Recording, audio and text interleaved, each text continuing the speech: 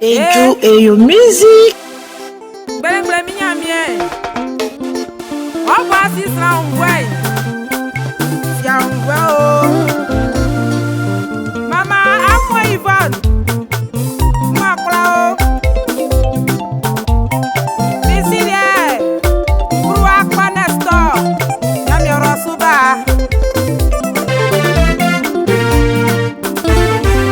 Lèzi èmi èjì wá o.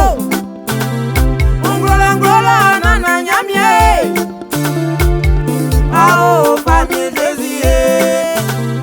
Onsra wa o bumi akundake. Jésus est mi egi wa o. Onsra wa o bumi akundake. Apia senga mo ele gwasu yen.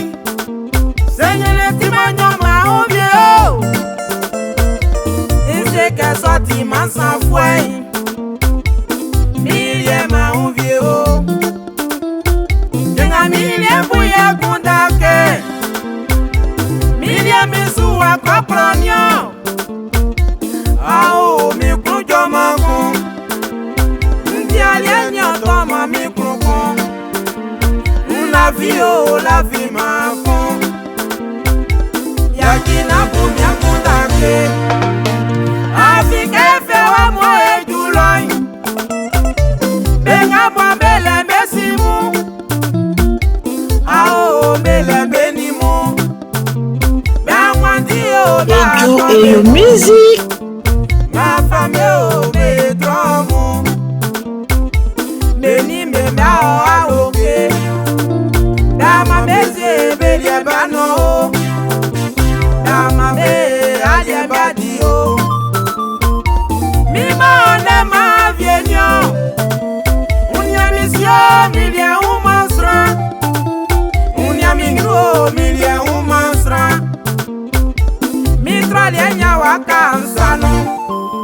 Ao ya toto mitinyo. Mi umweze yabwa o. Yala ke famille Jésus.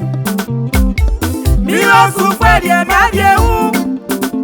Aïkaye wa tami o.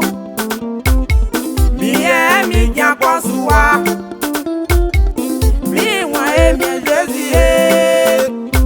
Si envoie na bu mi akundake. Mi ni le kwa si afwe mari. Ma ya mi roso.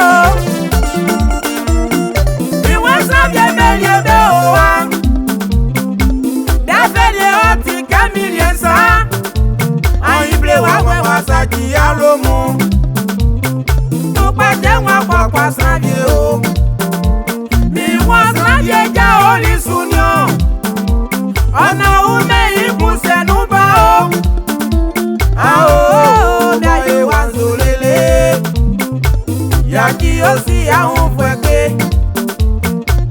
aye onde nyo selike ikanga mo kwasa fanga yele yi okwalengro o namye yi okwalengro ke Jésus na me meji wa o sanwe na buya kundake Jésus est mi egi wa o. Ejo music. Sewa ikoma ye